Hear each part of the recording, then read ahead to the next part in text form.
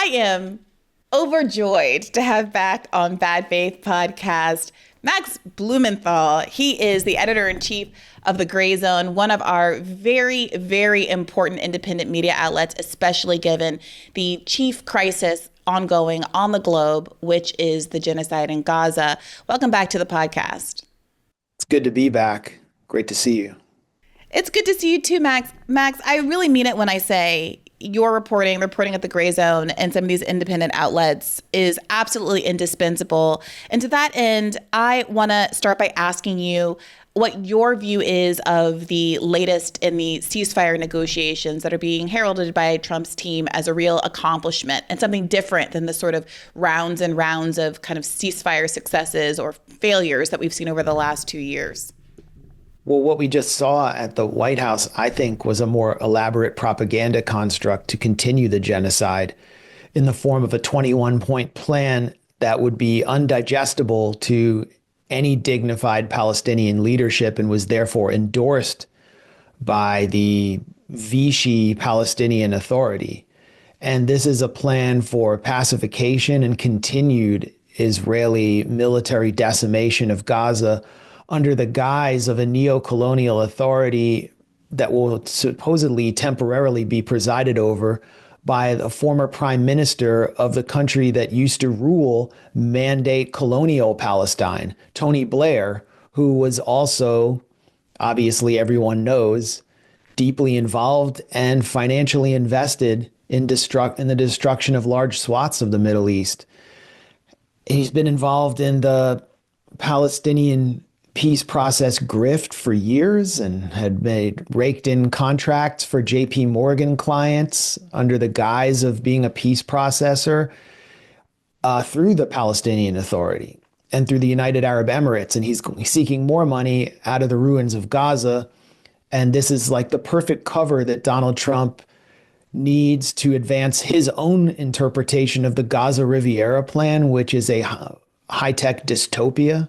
Under this plan, Palestinians will be given digital tokens in exchange for their land and homes, and then they will be subsidized to go abroad to clear out space for the consolidation of ethno-supremacy. And if you look in the details, there's very little Palestinian management, even on a technocratic basis, under Tony Blair's Gaza Transitional Authority. It looks a lot like the Coalition Provisional Authority that was presided over by L. Paul Bremer, the Imperial Lord of Iraq during the U.S. occupation. That was a complete disaster and ultimately reduced U.S. authority to the Green Zone in a military base in Iraq. This will be similarly disastrous, but the human toll will be higher. But the thing is, the war isn't over. The resistance has not yet been defeated.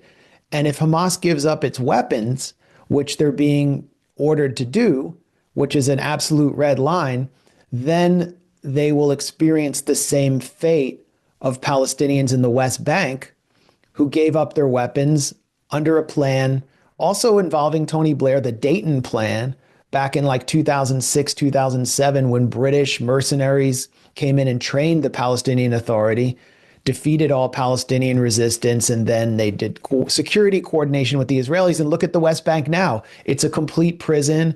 People are unable to travel from like Ramallah to Nablus because there's so much settler terror and military checkpoints on the road. The West Bank has been sealed off from the outside world. The Allenby Bridge was closed. So even if you put down your weapons, the occupation will deepen. So there's no incentive or real logical reason for Hamas to put down its weapons and then give up its last piece of leverage in the form of these 10 or 20 remaining living hostages. So the genocide goes on, and Israel's destroying Gaza City as we speak. Trump has given Hamas like 3 or 4 days to agree to this pacification plan, and corporate media is referring to it as a Gaza peace plan, just feeding into the Israeli propaganda. So it's important to see what's being proposed here and understand how it will play out over time, and the point of it, which is to paint Hamas as rejectionists when they have been accepting proposal after proposal, and then Netanyahu moves the goalposts, and then the US, or the Trump administration, which is firmly under the thumb of Netanyahu, moves the goalposts and then says, sorry, no deal. This is just a more elaborate way of doing that and allowing Israel to entrench its control of the Gaza Strip and continue the genocide. You mentioned the Tony Blair stewardship and also the demand for Hamas to relinquish all of its weapons. What are some of the other concessions, the demands that are being made by the West of Hamas that are sort of deal breakers? I've seen, for instance, people talking about the de-radicalization plans that are being asked of Palestine, pointing out that there is a definite de-radicalization and reprogramming that needs to be done among the Israeli public that seems to be no part of this deal. Also, the lack of any kind of prospective allowance for Palestine to have genuine independence and to raise its own military, contrasting that reality to how Germans were treated after World War II or Japan was treated after World War II. Can you run us through some more of the deal breakers and give us a better sense of what is being asked of Hamas? Well, the deal breaker is giving up your weapons. I mean, there's a process right now in Lebanon where Hezbollah is being put under pressure by the puppet government of Nawaf Salam who was sort of like installed as PM to give up their weapons. And that will never happen because Hezbollah, not just their support base, but a majority of Lebanese people understand that once they do that, there's nothing to stop the Israelis from occupying Lebanon all the way up to the Litani River. And they're doing it in Syria because the Syrian Arab army collapsed in December of last year, and a new rebranded al-Qaeda leadership came in, and Israel promptly destroyed the remains of the Syrian military, occupied the Golan Heights. Yesterday, they erected Israeli flags in Quneitra, and they've moved even close to the Damascus suburbs with no resistance from the new imposed government of Ahmed al-Shara, who, by the way, was just in New York meeting with Netanyahu's buddies like Ron Lauder. There's no resistance there, and Israel's moving in anyway. Lebanon, they're in a ceasefire. Israel's waging a war between wars in trying to weaken and degrade Hezbollah. And once they're gone, there will be nothing left to defend Lebanon because Lebanon has a fake military that only exists to police Lebanon from within. And Israel will then move in. So that's the red line. It's like you give up your weapons. Israel is not a good faith actor. They're not going to say, oh, well, there's no threat now from the Palestinian resistance. We should just leave them alone and start allowing them to build this model society with help from the outside so it looks like Dubai on the Mediterranean. No, it's like this is a government controlled by messianic religious nationalist fanatics who want to actually build Jewish settlements in the north. Bezalel Smotrich, the finance minister, has said this is a real estate deal, and the first stage is demolishing Gaza in order to establish this real estate bonanza. Jared Kushner has a company that wants to build beachside real estate in Gaza. All of these tech companies would love to move in and get contracts building biometric concentration camps for the de-radicalized population of Gaza, as well as the companies that are already getting contracts through the Gaza Humanitarian Foundation. Tony Blair's Tony Blair Institute has gotten $300 million from Larry Ellison, the owner of Oracle, who is a close friend of Netanyahu, hosted Netanyahu on his private Hawaiian island. You don't think he wants contracts in Gaza as he takes over TikTok and his son takes over Paramount? The only thing that's stopping Gaza from not only being reoccupied, but resettled and recolonized and ethnically cleansed is the fact that there are some guys with AK-47s and homemade Shawaz bombs and EMPs that they place on tanks by hand. And I think the population of Gaza has suffered so much that they're sending maybe a different message that's depoliticized, which is we just want to survive, take any deal you can. And unfortunately, and understandably, completely understandable that the population would feel that way. But they're going to wake up to a tragic reality on the day after, which is that this cavalry that they've experienced will not end and they will not go back to normal. Israel will not allow things to go back to normal. Netanyahu said so. After his meeting with Trump, he goes back to Israel and delivers a message in Hebrew to the Israeli public and says, we will not remove our troops from Gaza. According to the 21-point plan, there was a three-phase withdrawal, and Israel would move back to these frontiers, which it's still like a total siege of Gaza. He said, we're not moving back at all. And in fact, our troops are going to be at the Netzarim corridor, which divides Gaza in half. So there's no good option here.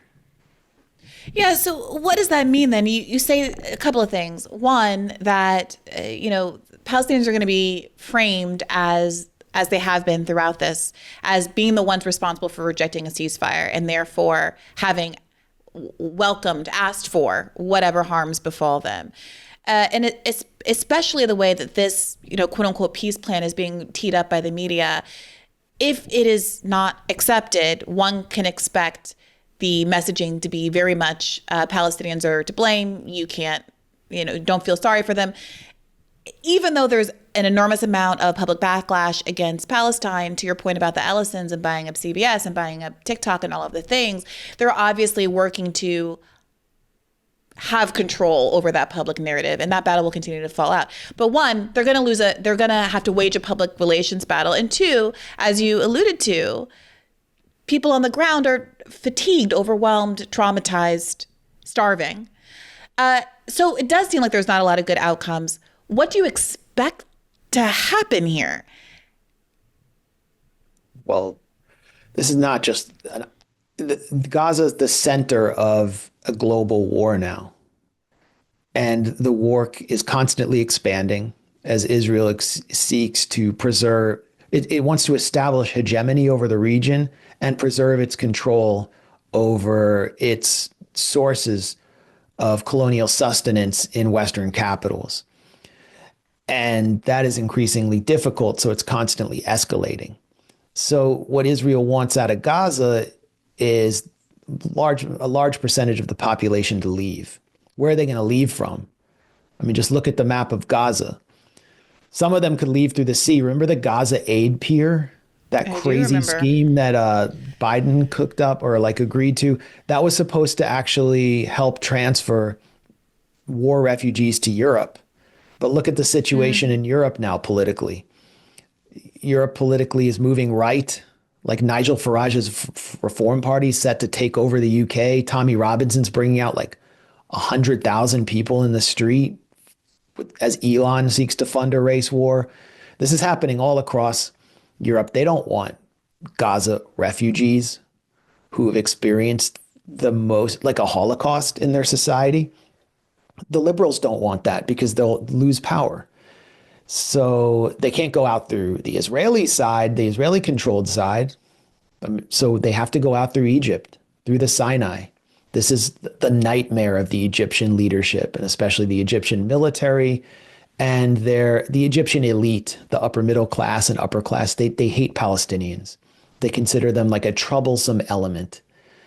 But Israel has to get them into the Sinai desert somehow. And so they're putting increasing pressure on Egypt, which is the last strong standing Arab army in the region.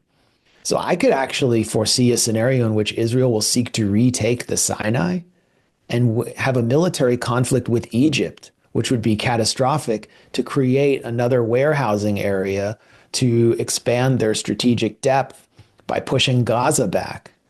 Gaza was really like the cradle of resistance because those were the refugees of 1948. So what we're witnessing here is sort of a continuous process that started with the end of World War II and the end of the Holocaust and people from the displaced persons camps being put on top of Palestinian land to take the Jewish problem out of Europe, to allow European Gentiles who committed the Holocaust to get off easy on the backs of Palestinians. 1948, the Nakba, they're pushed into Gaza. The Gaza becomes a base of resistance because they're refugees, they're warehoused. 67, Israel occupies the Sinai. Egypt pushes them back, sells out Syria. Syria's screwed. The Syrian dirty war happens, regime change in Syria. That's the last base of Arab independence. And now it's refocused to Gaza and then Egypt. So we're still living through this post-war legacy starting from 1948. And Israel's objective through Netanyahu is to finish the job they began in 1948. That's what total victory means. You know, when you see Netanyahu's supporters wearing those hats that look like MAGA hats, but they say total victory, that's what they mean. They mean getting rid of the resistance. And getting rid of the resistance means not just Gaza, but the ultimate base of ideological resistance and support, logistical support for resistance, which is Iran, which is why war is coming again with Iran. Yeah, Max, what you describe feels like not that this is an ending, that this, again, in quotation marks, peace plan is an ending, but the beginning potentially of a significant escalation. If we're talking about now a direct confrontation between Israel and Egypt, between Israel and Iran. And viewing it that way, I think, makes it perhaps more understandable, or the logic of the investment that people like the Ellisons are making in controlling Western media, U.S. media like TikTok, CBS, et cetera, make a lot more sense. On one hand, I was thinking to myself, all right, well, they've already lost the PR game. Nobody supports Israel anymore. It's a bipartisan reality. There's like single digit support for financial aid to Israel at this point. The damage is done. They can pay a million TikTokers $7,000 a post. It's never going to change anybody's mind at this point. But if they're anticipating needing to do a lot more hasbara, for more military adventurism and perhaps direct conflicts with armies that don't have the same perhaps pull on people's heartstrings as the complete one-sidedness of the war on the civilians of Gaza, you can see why that investment might be worthwhile. They're playing a much longer game. I'm curious, we've talked on the show of late a great deal about the Jimmy Kimmel fiasco. We had Matt Stoller and Alvaro Bedoya on to talk about the role that consolidation in the media plays in enabling all of this. But for folks who aren't as aware of who the Ellisons are and what the ultimate goals are, including in bringing in folks like Bari Weiss to provide editorial guidance at CBS, what do you make of the investment in media control? Well, how deep does it go? It's of a part with what we're seeing in the region surrounding Israel, which is that it's a war. And I've been saying Israel's waging an 8-front war. The 7-front wars in the region. Netanyahu, by the way, threatened Iraq in his latest UNGA speech. So it's going to keep expanding. Remember, Israel slaughtered the entire cabinet of Yemen and the prime minister. We just forgot about that.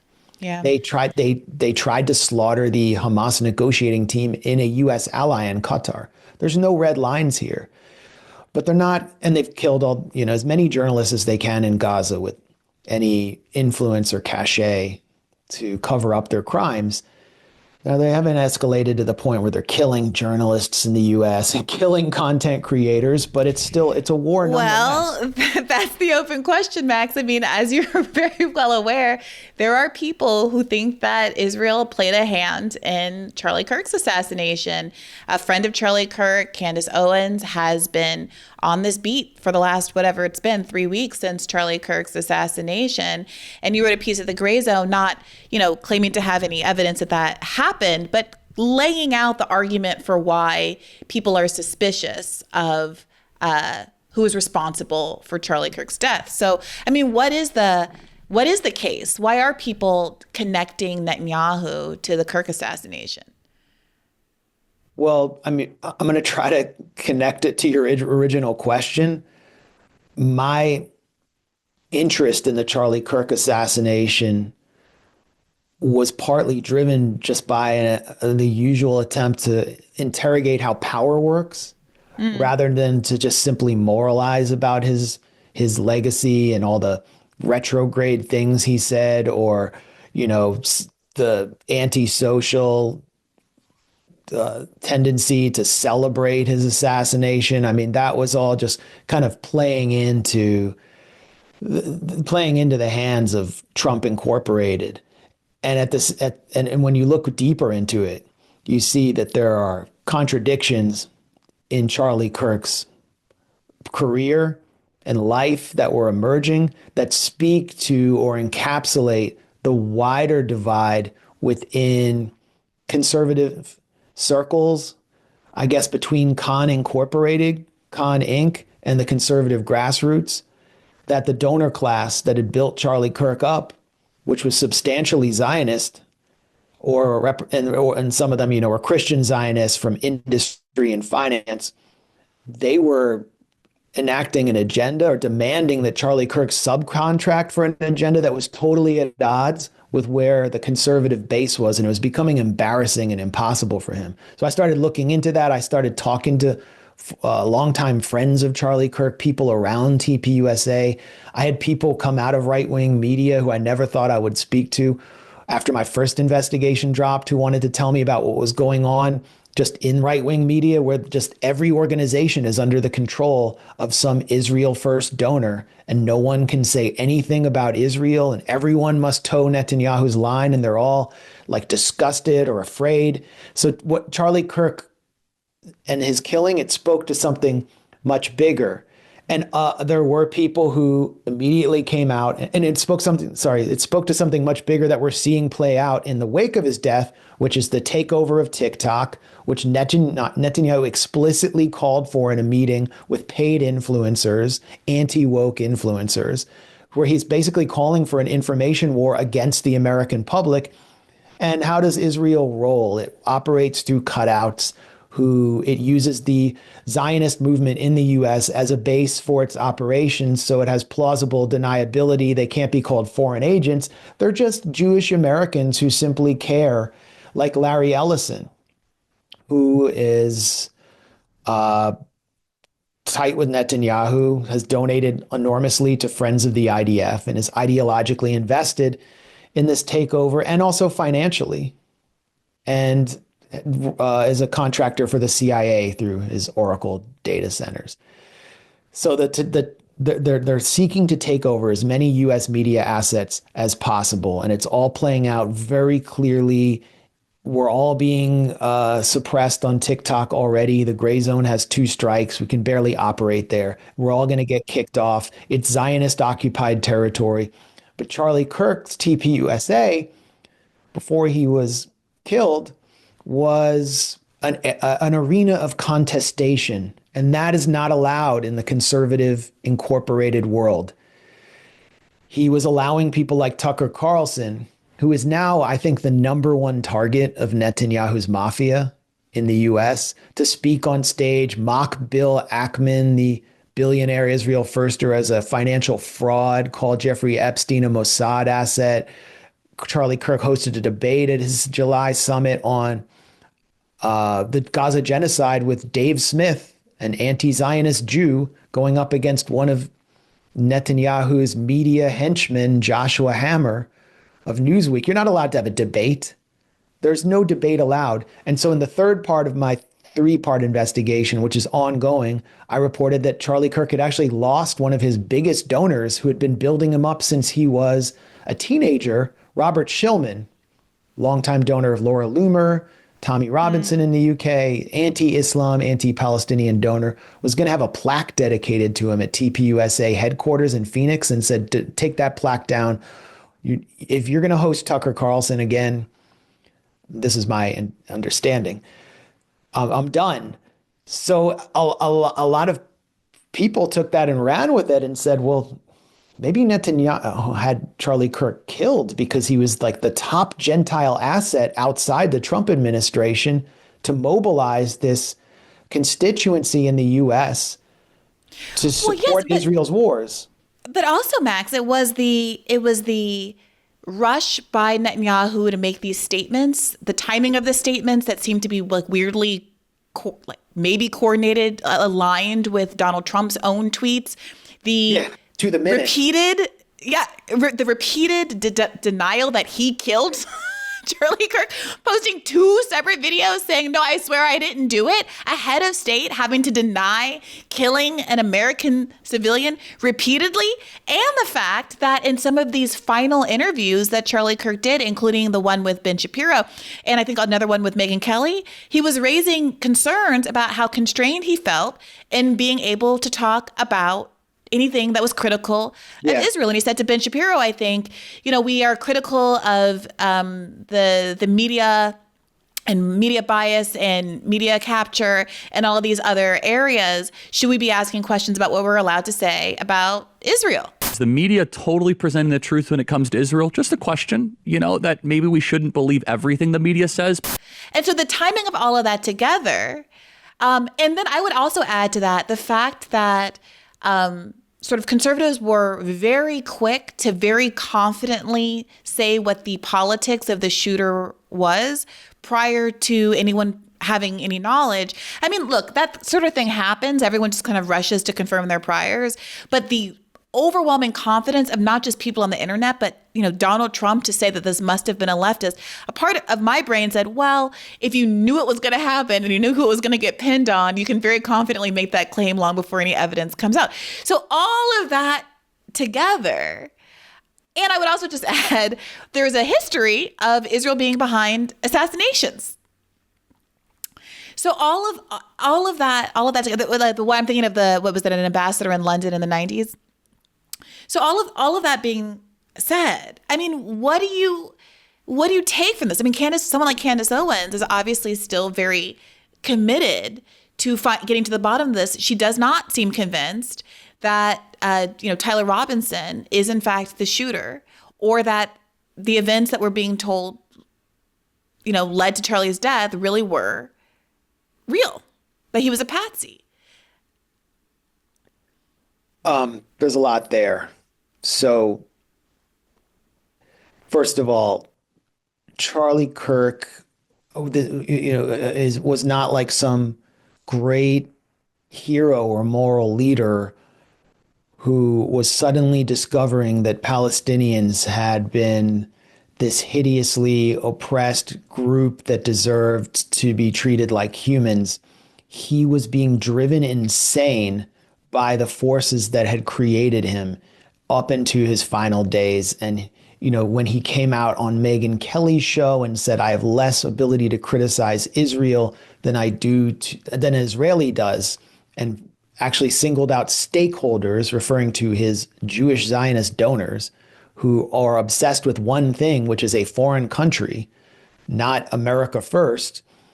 He had just come from this secret influencer summit that I exposed with Bill Ackman, where he was being subjected. I mean, he participated freely in it, but it must have been kind of draining and annoying to have to sit through session after session with all of these paid child actor influencer frauds who are going to try to sell a war with Iran to American Christian conservatives.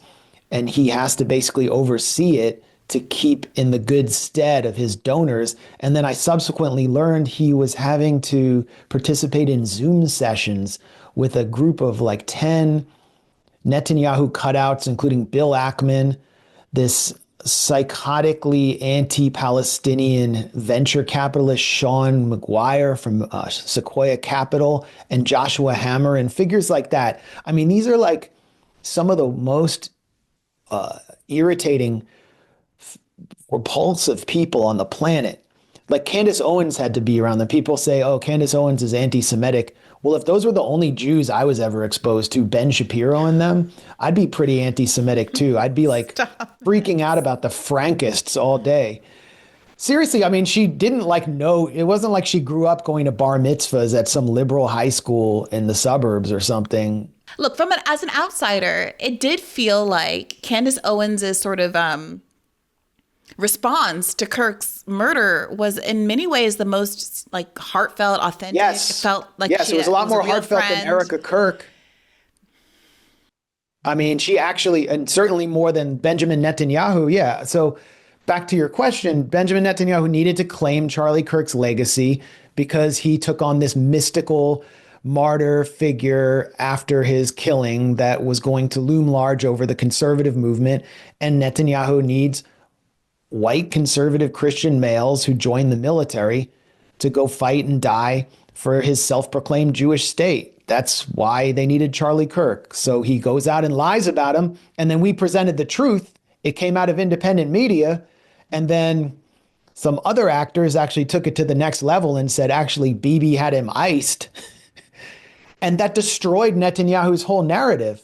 And it really shows just how deeply hated he and Israel are across the board in the online culture in which all young people in the United States get their news and views.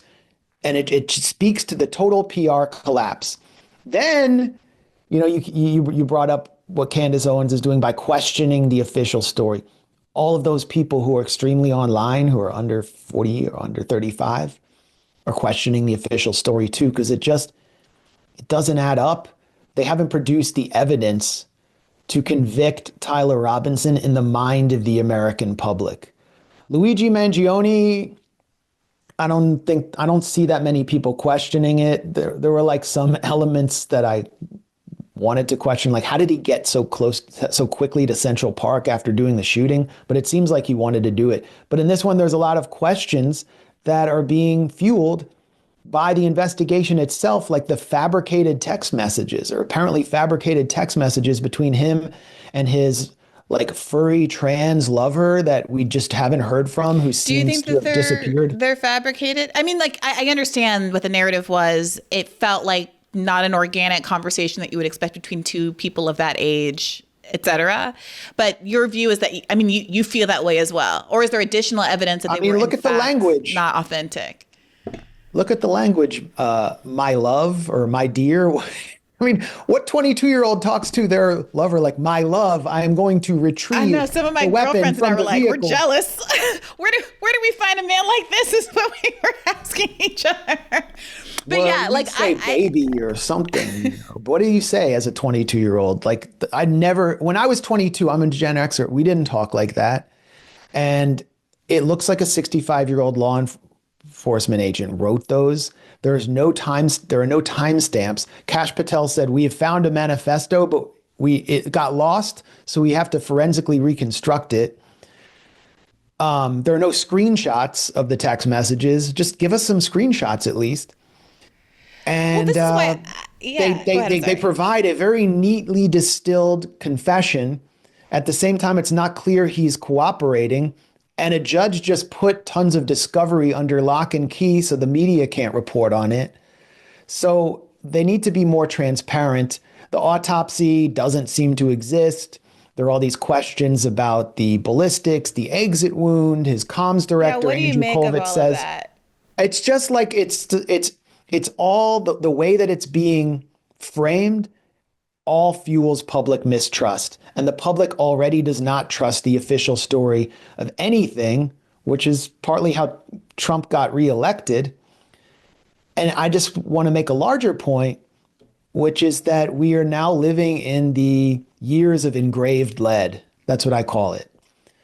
The Italian years of lead were characterized by a series of deep state plots involving NATO, the CIA, Italian security services to prevent a communist insurgency.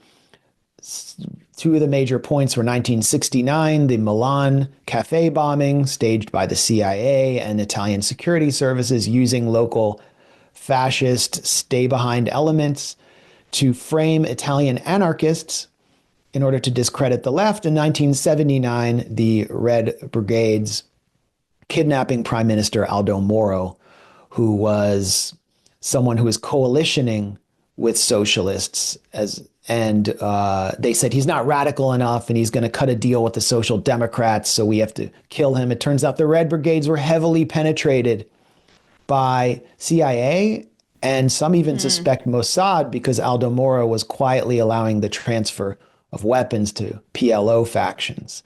So why did they do that? Well, yeah, to discredit the left, but also to create a sense of chaos and fear as they struggled for credibility in order to force the population to the center and to close ranks with the security state.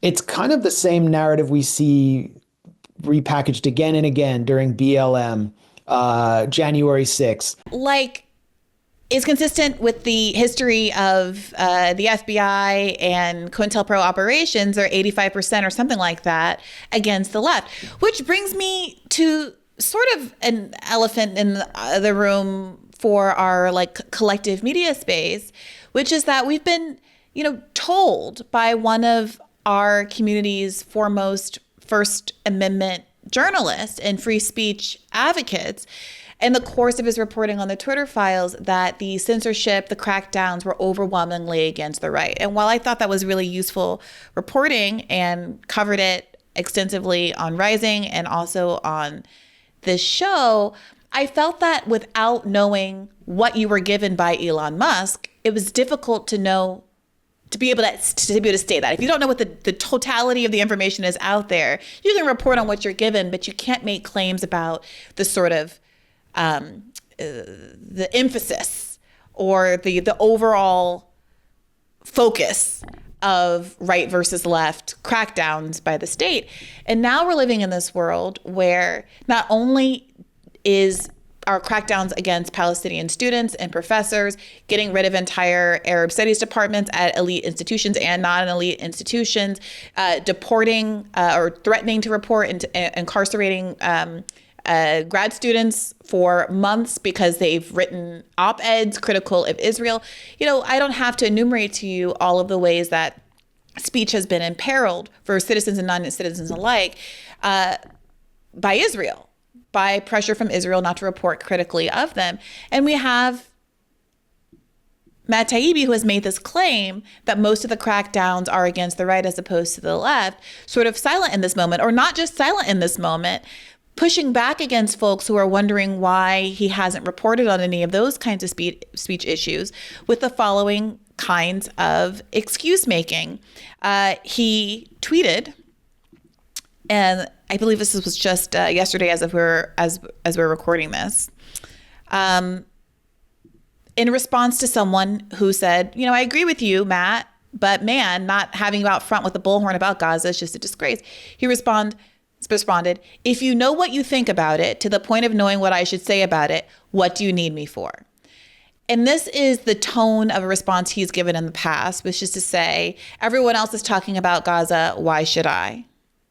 And I do wonder what you make of this sort of gap in his coverage and his interest. Well, I've never seen someone spend so much time and energy explaining why he shouldn't spend an ounce of time or energy on Israel and Gaza, and specifically on one of the most powerful and most censorious forces in the United States today and across the West, which is the Zionist movement. And he seems to be, for various reasons, afraid to critique power. He had this sense that power was being exerted through the liberal establishment during the Trump era to spin out a series of deceptions, intelligence intrigues like Russiagate, and produce some really good reporting there. The Twitter files supported that. Twitter files were obviously courtesy of Elon.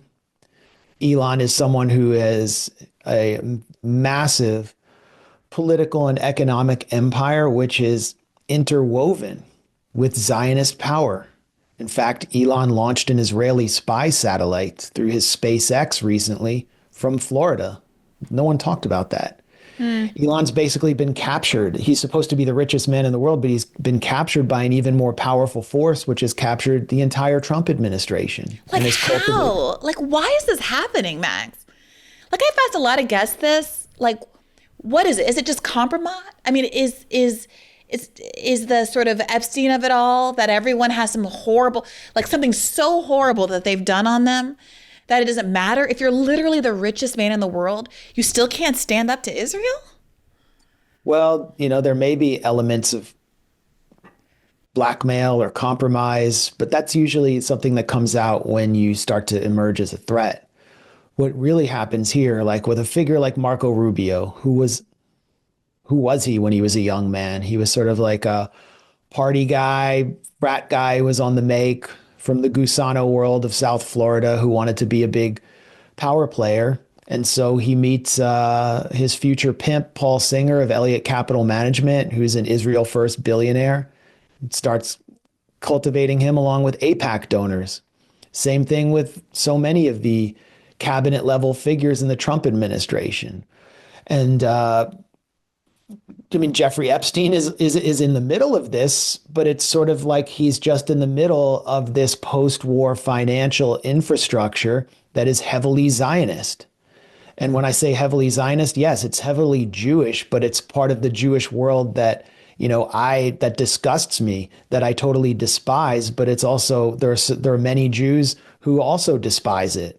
There's sort of like always been this war within the Jewish world, and they continually win because they have all the financial resources and they have political power. Howard Lutnick.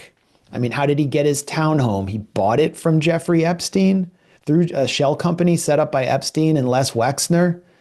No, his townhome was right next to Jeffrey Epstein's home. And Howard Lutnick is deeply involved in the Chabad Lubavitch cult, which is, Trump just met with them yesterday in the Oval Office. They're deeply involved in the settlement enterprise in Israel, in the movement to take over the Al-Aqsa compound. I mean, there are all these networks that organize on an ethno-supremacist basis that have now gotten so much power and so much control, particularly in this administration, although they enjoyed it in the Biden administration too, that it's become impossible to deny since October 7th. And they're exerting the power in a naked way, arresting students off the street for Rasmia Ozturk for being a visa green card holder, for writing. Actually, she just co-authored one single op-ed at Tufts criticizing her administration invalidating a student vote on BDS. And they just grabbed her off the street. And we can think of so many other examples. 300 Northwestern University students last week prevented from entering school because they won't take an anti-Semitism, which is basically just DEI for Jews only, an anti-Semitism training. And worse, because it's not even like, okay, whatever you think about DEI, the anti-Semitism training, if it were just like, don't be an anti-Semite, everyone is equal, including Jewish people, fine. But it's not that. It's using the what's the acronym? The definition of anti-Semitism that is anti-Zionism. Yeah.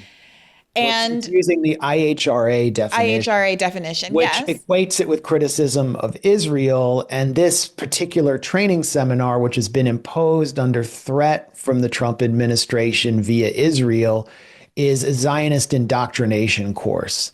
Yes.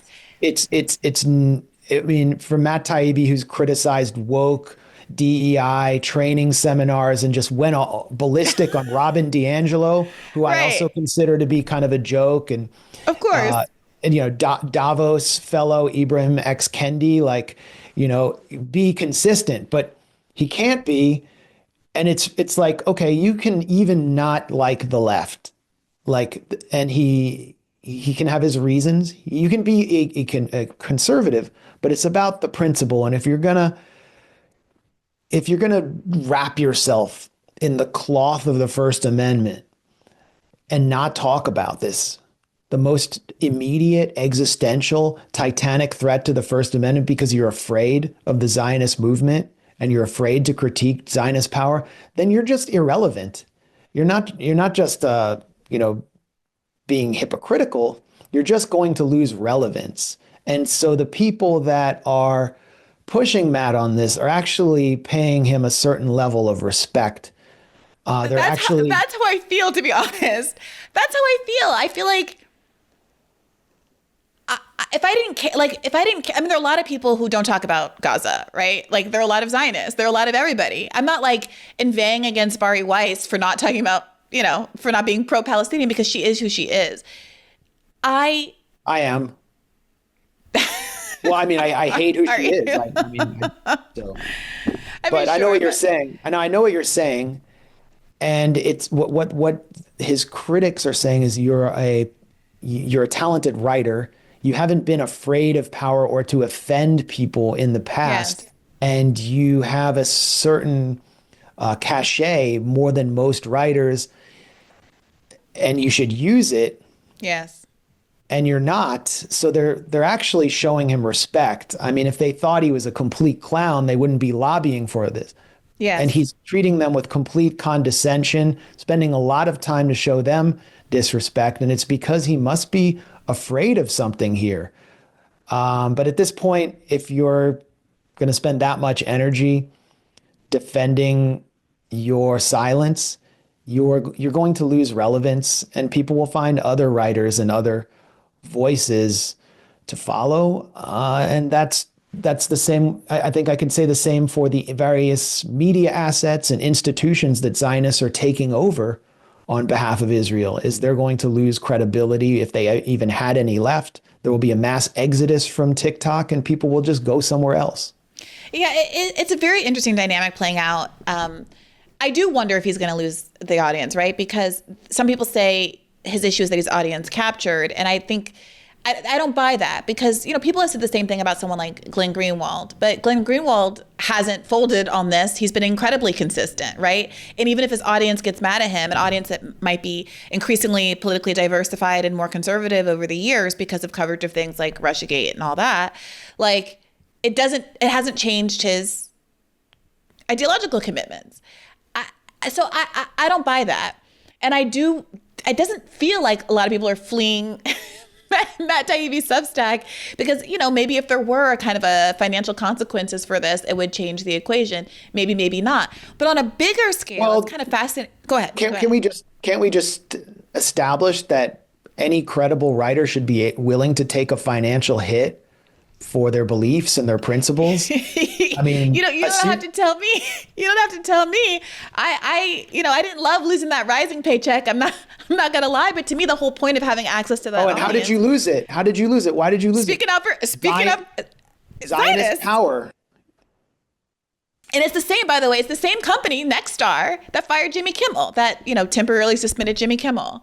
So, we're not, no one here is new to this game. And it is frustrating, I got to say, someone who's not a millionaire, unlike Matt Taibbi reportedly, to be taking these sorts of hits. I had Amanda Seales on the show recently. She's basically been X'd out of Hollywood as a consequence of speaking up for Palestine.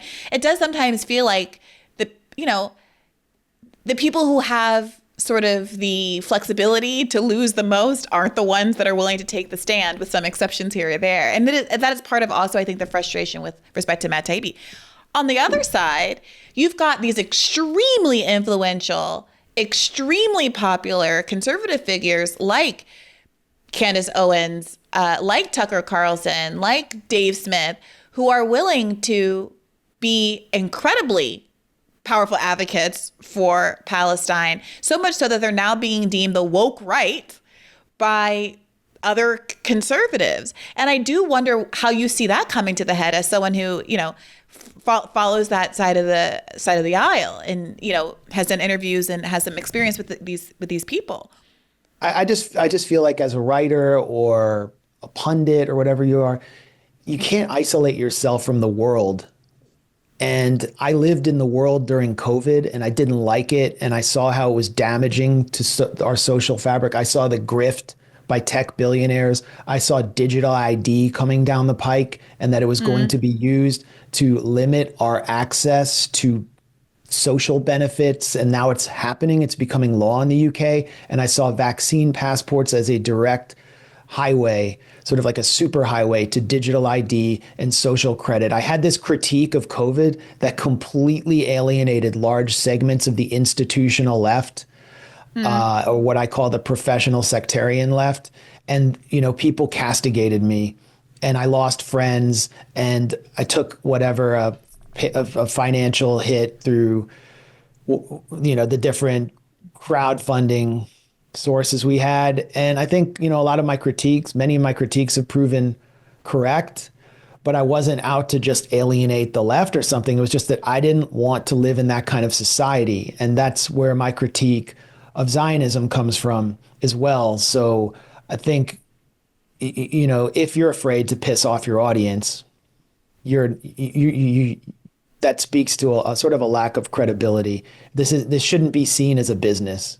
You should be willing Yeah. to go. You should be willing to go get another job Yeah. if this business isn't working out for you, instead of transforming into a hollow influencer. That's when you become an influencer. Yeah. And I'm not saying that's where Matt is, but I did see that he mildly criticized some of the Trump administration's Israel-centric speech crackdown. I can't remember what it was, and he was just getting demolished in the comments on his Substack Really? post because he has cultivated an audience of MAGA, like boomer types through his like a lot of his critiques of the Biden administration, which a lot of them were right on. So I'm Yeah, not of saying course. that's where he is, but I'm just making this point about what I think the responsibility of a journalist or a writer is. It really has to come from like principles and your passion, and not from the incentivization that comes from crowdfunding.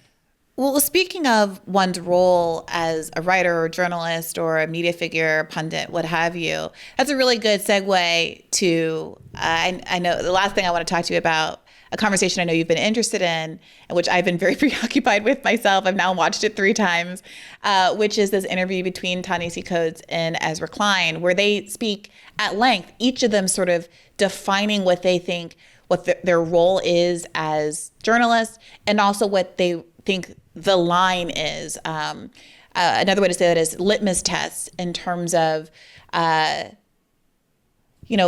what do you have a personal red line? Do you have a personal red line with respect to who you choose to sort of engage with politically and take seriously and platform? Do you have a red line in terms of what you're willing to sacrifice for political expediency in terms of your own views? Are there populations that you're willing to sacrifice in order to win? Ezra Klein makes the case that, various communities are worse off under Trump. And so if the Democratic Party were to distance themselves from various interests, let's say being pro-choice, that would ultimately be better for women down the line. Ta-Nehisi Coates takes a sort of a different position, saying that his role is not to advocate for what necessarily is politically expedient, but what he thinks the line should be and what his own values reflect, and to try to persuade people not just to whatever position will help the Democratic Party to win, but what the right position is, persuading. The idea being, if you persuade enough people to actually agree with you substantively, then they will also support the policies that you support, and you will also therefore be likely to win. So this was sort of teed up in this, hour-long back and forth between them that got a lot of traction because many people perceived it. I perceived it as sort of exposing Ezra Klein's lack of sort of, not just sort of moral core or ideological core is perhaps a better way to say it. But his sort of unwillingness to engage seriously with Ta-Nehisi Coates, saying that a politics without some kind of ideological core is one that might fail because it fails to inspire, and it fails to get people to have confidence in you and be willing to join your tent in the first place or stay in your tent in the first place. So I wonder what your take of this conversation was, which of course I should have said was a follow-up to Ezra Klein having done this piece that was a kind of hagiography of okay, let me not characterize it, a eulogy of Charlie Kirk, and then Ta-Nehisi Coates having written a response piece in, I think, The Nation. Yeah, I mean, this is the moral dimension of the Charlie Kirk debate, but it's also it became a larger debate about where the Democratic Party should go, which in itself is revealing, along with the host of the debate, the New York Times, which is like the Democrat Times. And Ezra Klein says at one point in this debate, Charlie Kirk was just basically starting out with this lemonade stand. He just had this little table at college campuses, and he pulled himself up from his bootstraps like Horatio Algiers and just lived the American dream with this big empire. Like, no, it wasn't Horatio Algiers. It was Elmer Gantry. And he was backed by industry. He was backed by the billionaire donor class, something that actually never comes up in this conversation or debate. A debate that I see I see two sides of the same neoliberal coin in this debate. You have two writers who I never could really take away anything from their writing or commentary in years, although they were very successful and both clearly backed by lots of capital. I mean, massive grant for Ta-Nehisi Coates to be at Howard University, all this capital going into this abundance movement for Ezra Klein, which really isn't a movement. It's just a repurposing of neoliberalism following all of the damage that it did to the American public, especially in the Rust Belt. And you look at these abundance conferences where they're telling you why we can't have universal health care. And it's just a series of corporations sponsoring it. I mean, they're propping him up. Ta-Nehisi Coates was propped up at the Atlantic. He sucked up to former Israeli prison guard Jeffrey Goldberg to get. I wanted that to come up so badly. I want him to be asked about that so badly, but he won't do interview. I mean, up to now, he hasn't done any interviews with anybody like us who would be willing to ask him something like that. No, and so he's not actually speaking to that many people, but he still has this elite status because of those who built him up, because he was safe. He was safe to he was a black writer who was safe to Jewish Zionist power, which controlled the Atlantic, which has been a major base for propagandizing for genocide all those years, and which produced Ezra Klein, who represents Jewish Zionist power. And I was attacked by Ta-Nehisi Coates because I was an anti-Zionist Jew, so I'm the perfect person to hippie punch when you want to suck up to Jeffrey Goldberg. He said that the video I produced, this viral video showing racist American Jews in Jerusalem who were drunk calling for Obama's assassination and calling him the N-word, was not representative of Israel, and it was really absurd, and that if you went to Harlem, you would find people saying crazy things about the great mothership of Farrakhan coming, so why not take a camera to Harlem? I mean, he attacked me actually when I went to I think it was East New York, where Sean Bell was shot, or it was Queens, and the cops were acquitted. Sean Bell was shot 50 times by police during his bachelor party, the night before his marriage, and he was completely acquitted. And Obama came out and said, "We need to respect the verdict." And I simply showed that Obama statement in my video, and he came out and attacked me as a racist. It was wild. And it was I saw this guy's on the make. He's like on his way up, and he needs like white liberals to like him so he can be that voice. And then Obama comes in, and he's going to the White House, meeting with Michelle Obama. He does this book for 8 years. We were in power. Like, who is we? The war state was in power. Wall Street was in power. And black people got a big lecture on pulling up their pants, and black home ownership declined more quickly than at any rate since like the Great Depression. So that has never been answered. And so I saw two neoliberals, with Ezra Klein offering a more like Clintonite, let's sister soldier the left vision, and Ta-Nehisi Coates not pushing a class-based vision or an anti-war vision, but pushing what he always has, which is a warmed-over Afro-pessimist vision, which is that this country cannot fundamentally change because it's rooted in racism and settler colonialism. Therefore, we shouldn't even try, and all we should do is push a kind of racial politics, when neither of them have any critique of Obama. In fact, Ta-Nehisi Coates' principal anger was that Charlie Kirk's base didn't cry when Obama became president as he did. And there's this whole group of people in the country that don't cry and get inspired by Obama. Like, you should cry for what Obama did, that he destroyed one of the last independent, powerful African countries in Libya. But there's no critique there. No critique came out of his time when he was in France trying to follow in the footsteps of James Baldwin about colonialism. Obama is still a hero to him, and Ezra Klein as well. And the sad thing about it all is, after all this whole debate, where did Obama line himself up? He lined himself up with Ezra Klein. He's endorsed the whole abundance movement. Yeah. So this I mean, the Yeah. fact that the left is debating who's right here, Ta-Nehisi Coates or Ezra Klein, means they're just debating which cultural vision will come out of a neoliberal party. Okay. I agree with like a lot of what you just said. I would say 80%. But here's what I will push back. I have been a critic. Look it up.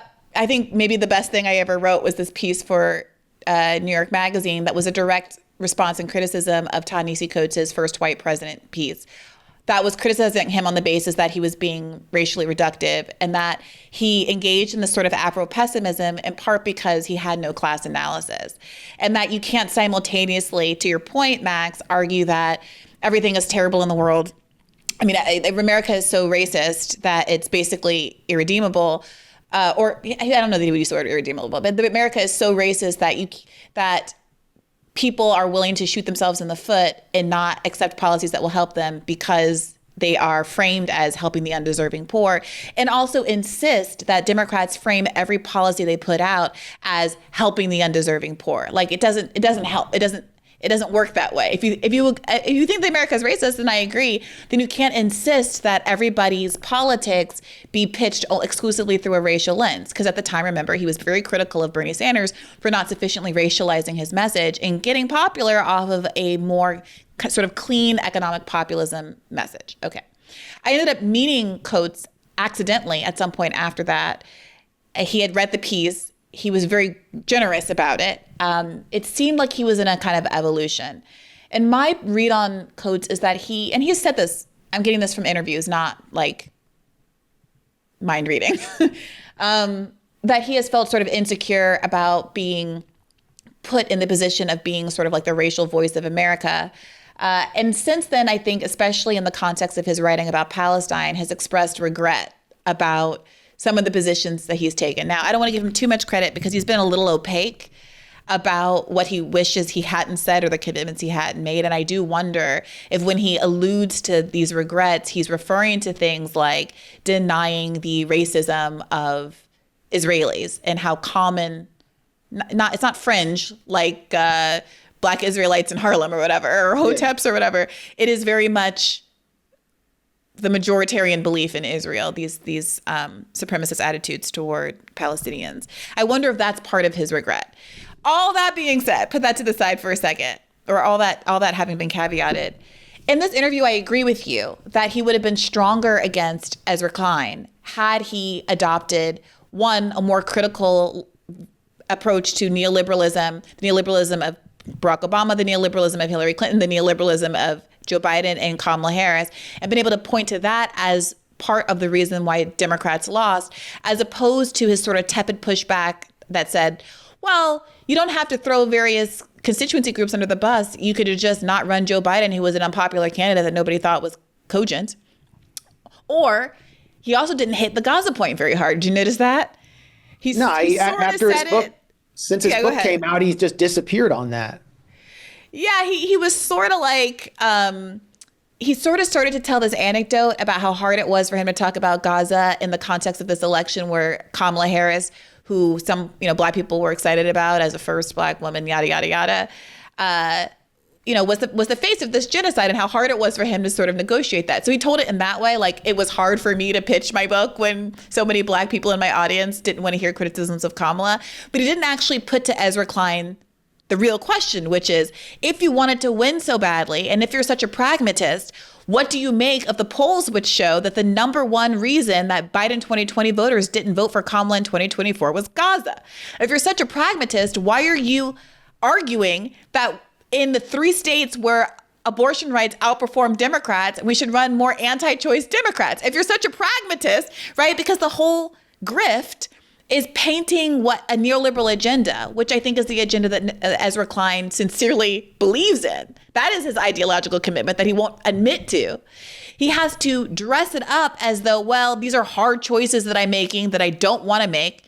The title of Hillary's book, remember, Hard Choices, but I have to because it's pragmatic. So they'll stick the pragmatic label on things that aren't actually politically expedient while ignoring a whole avenue of politics, class politics, economic populism, anti-war movement that are actually popular and would be politically advantageous because they don't align with their broader political goals.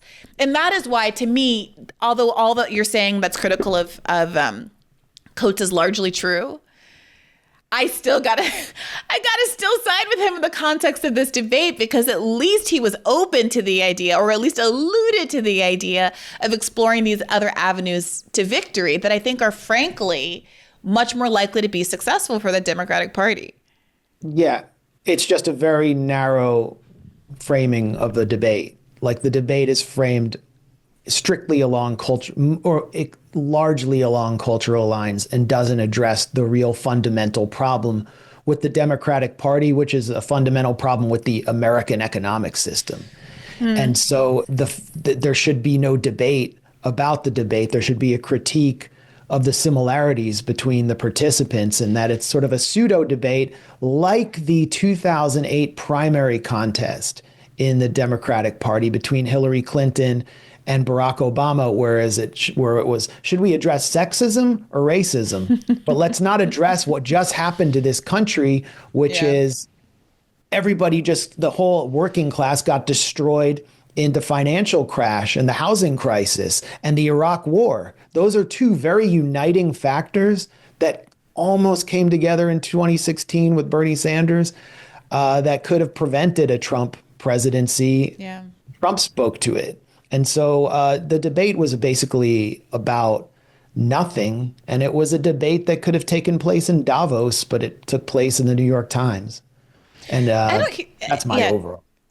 I don't hear you talk about electoral politics that often, Max, I think because you have so much expertise with foreign affairs. I am curious what your sort of read is as we're getting, Kamala Harris's book tour, speculation that she's going to run again, in part because she's declined to run for governor of California, speculation about AOC either running for president or at least challenging Chuck Schumer's spot, the Gavin Newsom speculation that is never ending, the kind of attempt to rehabilitate Pete Buttigieg until he did that sort of bad interview and gave that bad Gaza answer on Pod Save America. I mean, how are you feeling? Are you divested from electoral politics? Are you over the Democratic Party? Do you find yourself, just because of how bad Trump is and infringing on all these various rights, sort of rooting for them, even if you don't, believe in them institutionally? I mean, where are you right now? Well, I mean, this is how I started as a journalist, or sort of how I started, was covering domestic politics. I was focusing on the movement behind George W. Bush, the Christian right. And, I was focused heavily on the right early on, and Obama became president, and I kind of had to psychologically and emotionally tap out because it felt hopeless. I had this fantasy when I was much younger that if we could just get these crazy Republicans and the neocons out of the way, then the wars would recede and there would be an opportunity to have real social programs. And then it became clear that wasn't going to take place. And I needed to have a critique of the Democratic Party. And then I decided, I should be writing about the entire world and not the country, the war. And as the empire began to decline, it became more important to understand the outside world. And I think more and more younger Americans are more focused internationally than even our generation, or especially the boomers. They don't see the United States as the center of the world, as we were trained to during the 1990s. So, but I still follow domestic politics closely, and electoral politics. It's fun. It's a freak show. Kamala Harris's book looks kind of spicy. I read some excerpts. I love that it's just mostly trashing the Bidens and blaming them for her plight. She made some interesting comments about Biden's hostility to Palestinians, but what did she do? Everything she said was, we need to feel the pain of the Palestinians who raped so many Israelis on October 7th, and that was horrible, and give Israel more weapons. So I do think she may actually be delusional enough to think that the American public did not reject her and the Democratic Party didn't reject her. And she might run again. Gavin Newsom is a very tantalizing archetype for a future Democratic candidate who comes from an elite family in a permanently liberal controlled state that is one of the largest economies of the world, who has the character and mentality of Patrick Bateman, which means that he would, this is the thinking is, you need to match up against another psychopath who will be the Republican figure and emulate Trump and hand out, business cards with raised gold emblazed in gold flake print. So I think Gavin Newsom is the front runner. And then you have like 5 Jewish guys or something. Who are they? Are all going to be a big problem. Shapiro, Emanuel, Pritzker. There's others. Any more? Okay, I can't think of her. But yeah, you think they're going to be a problem? Why do you think they're going to be a problem? I mean, they're all like ideologically and financially invested in Israel on some level. Like the Pritzker family owns a hotel in occupied territory. Do they really? Yeah, they were one of the 2 families that helped create Obama, along with the Crown family, and made sure that he was pro-Israel.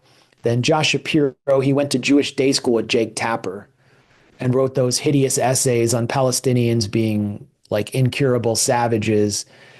And did you see that Kamala raised that in her book as one of the reasons she didn't pick him for VP? I did not.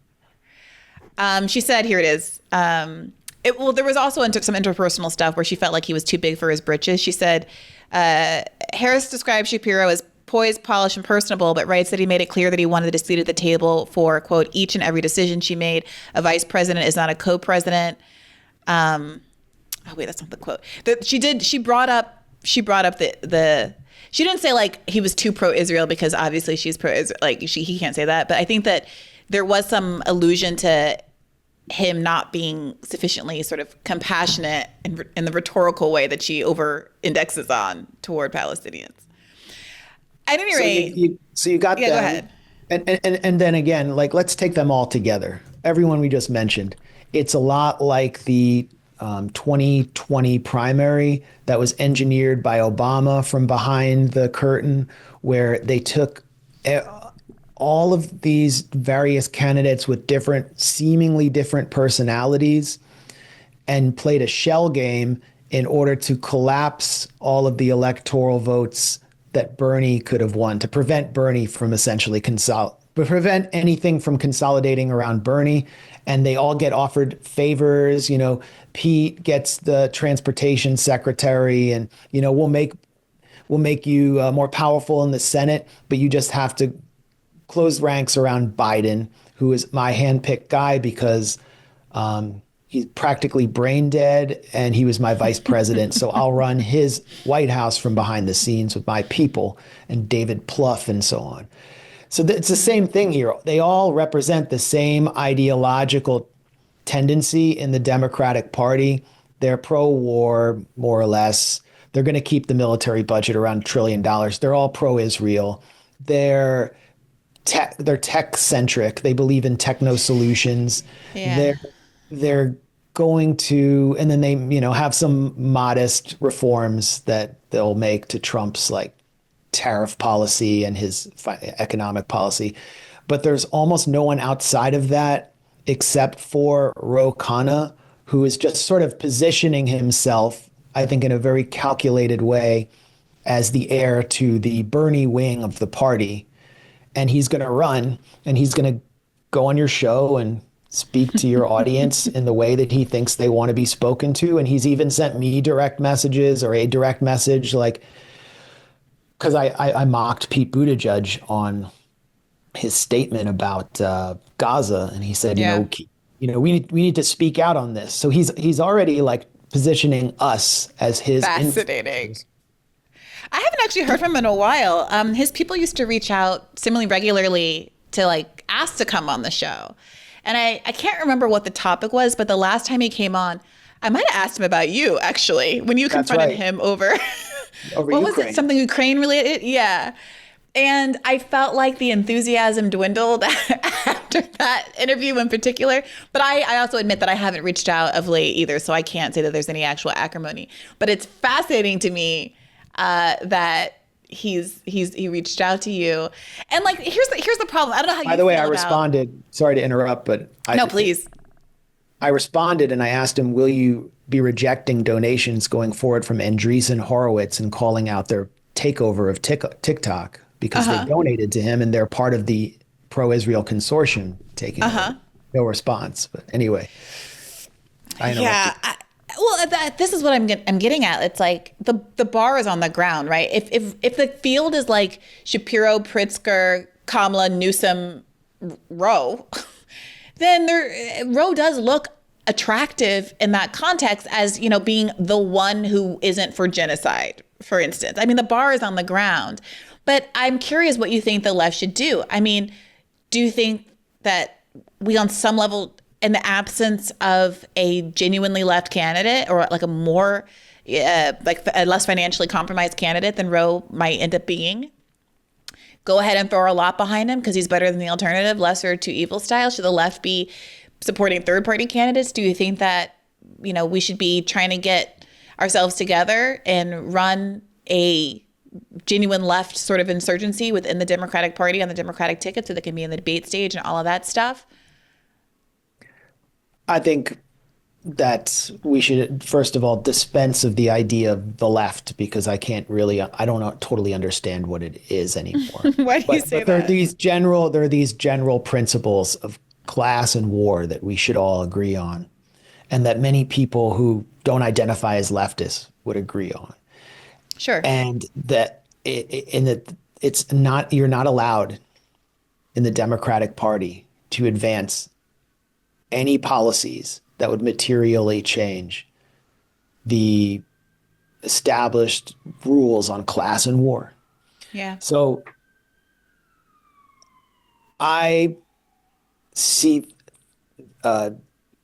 history accelerating from now until the midterms may change things internationally.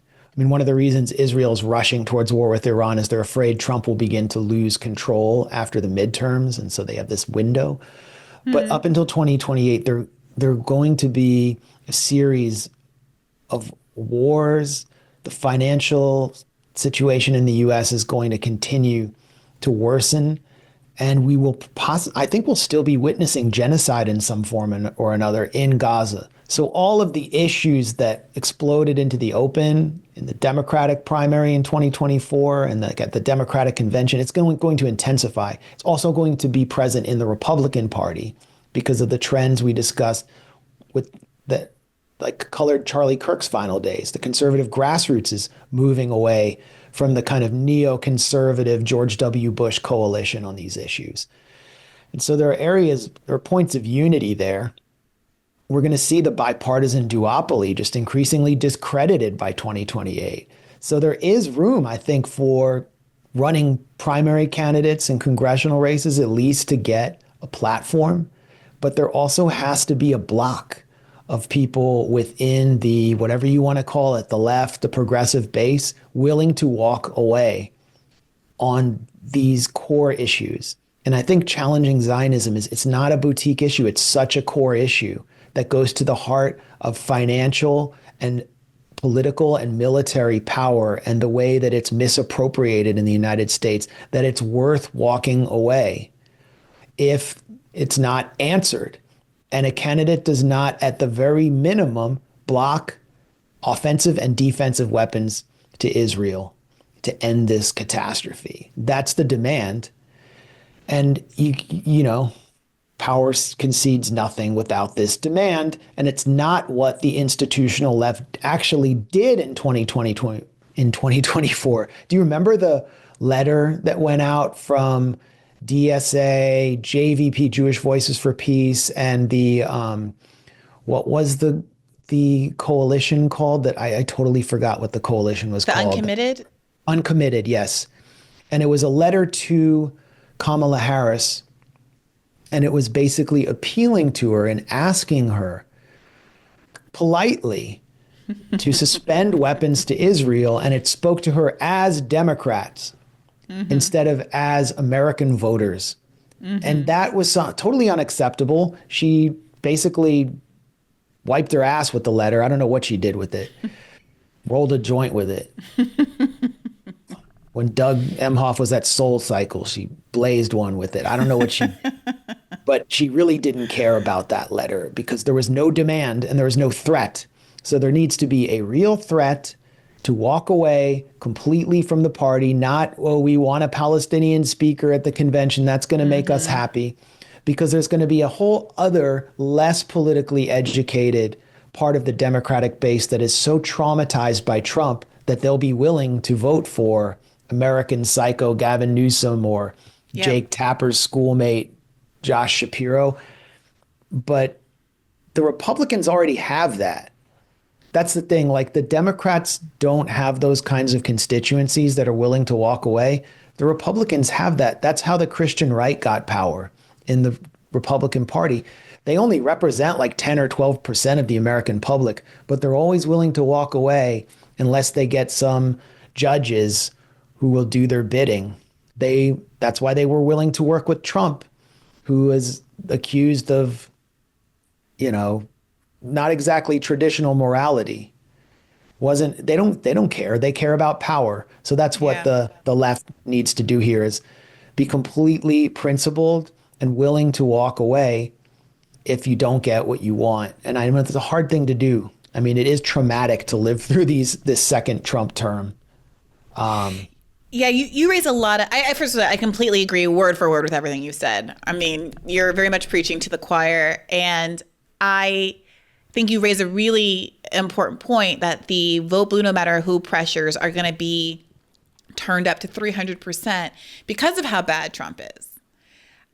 As I have been making the case that people need to leave the Democratic Party leading up to 2024, one thing that people have said to me and are still kind of yelling at me in my mentions is like, you said you denied that Trump was going to be worse. And like, look how bad everything is now. And I said, au contraire. My argument is that Trump is going to be bad. Trump is worse. Trump is bad. And therefore, if you want to stop him, you need to listen to our demands if you want us to actually join this party. Like, not me personally. I live in DC and I'm not voting for Dems. But generally speaking, you should be aware of the fact that there are a lot of people for whom genocide is a red line. And you're going to lose if you don't correct on this issue. And it's not, if anything, you should be thanking me for trying to ring the alarm bell, not castigating me for saying the true thing about Kamala Harris. And this is another thing that I will compliment Coates on in this interview. When they're having this conversation about what their roles are, Ta-Nehisi Coates is like, I'm not exactly sure. I don't know exactly what the answers to every question are, but I know that my goal is to tell the truth. My role is to tell the truth, not to fit it into some sort of messaging strategy to help Democrats to win. I understand, that me supporting reparations and wanting Obama to support reparations might not have been politically feasible to him. I understand that FDR maybe had to make compromises that cut Black people out of the New Deal benefits in order to pass it. Like, I understand all of that. But if I were a journalist at the time, I would report on what the truth is, which is that he should have done it. But that's not a good thing to do, that Black people need X, Y, and Z, that, et cetera. And that's, I read that resonated with me. And to the extent that the truth is uncomfortable or inconvenient, there was a really easy option for the Democrats, which was to support an arms embargo against Israel, which is the one thing that Kamala Harris was incredibly clear that she would not do. Yeah, well, it's not an easy option because you could possibly be assassinated, and you certainly will be deprived of large amounts of donations, which is why you can't be supporting a Democrat who depends on large donors. You're never going to get what you want. It's going to be. Sorry. There's such an opportunity for, like, if RFK Jr. had stuck the landing and not been a Zionist, like that kind of energy of candidate, like, you could just walk through. I mean, to your point, I mean, it's not, you're right. It's not what the left should do, because there is a coalition that's so much bigger than folks who self-identify as the left, who are people who are just, generally speaking, anti-war, sort of civil libertarian, like, let me live my life. I'm not that hung up by what people are doing in the privacy of their homes. I'm not motivated by the things the religious right are motivated by, but I am motivated by a sort of America first ideology, economic populism, and not wanting to spend American dollars on foreign wars. And it's like so easy. It's so obvious. It's right there. And the fact that none of these Democrats will pick up on, that nobody, nobody at all, forget Democrats, seems willing to pick up that mantle is very frustrating. But Max, you've been very generous with your time. I really appreciate you coming to spend time with us here today at Bad Faith Podcast. Where can people find you at the Gray Zone or elsewhere on the internet and beyond? Well, everyone watching this knows where to find me. You just search my name, but don't look at my Wikipedia page because it's a catalog of smears and half-truths and deceptions. And I run a site called The Gray Zone. We have a YouTube channel. I think it's fairly well known, but I really enjoyed this. This was, more enjoyable than most interviews because it was so wide ranging. And so that's why I gave so much of my time. So I hope we can do it again and that we can have you on at the Gray Zone again. I would love that. My little bit of a beef with the Gray Zone is that you stole the title of what my ideal show would be. Which is what? I'm Brianna Gray. I should have the Gray Zone. I didn't even think of that. When I get my big break and they let me take Bill Maher's show over, which I'm trying to manifest. I know that's not the way the world works, and that's not the world we live in. But in my fantasy world where I get to take over Bill Maher's show, it's called the Gray Zone. Okay, well, I need to get an intellectual property lawyer. So now that I know what your next move is. my plotting. Well, thanks, Max. So it's a very generous compliment you've paid me, and I find talking to you to be very stimulating as well. Hope to talk to you again very soon. Thanks to all of you in the audience who have tuned into this episode and who have supported this podcast. As always, take care of yourselves and keep the faith. Hey YouTube, thanks for watching. Just a reminder that this is a podcast. You can catch an extra premium episode every Monday for $5 a month at patreon.com/badfaithpodcast. That's patreon.com/badfaithpodcast for $5 a month, an extra episode every week. Additionally, please do consider liking this video, subscribing to this channel. It helps us out. It helps independent media beat the algorithm. We appreciate you. And as always, keep the faith.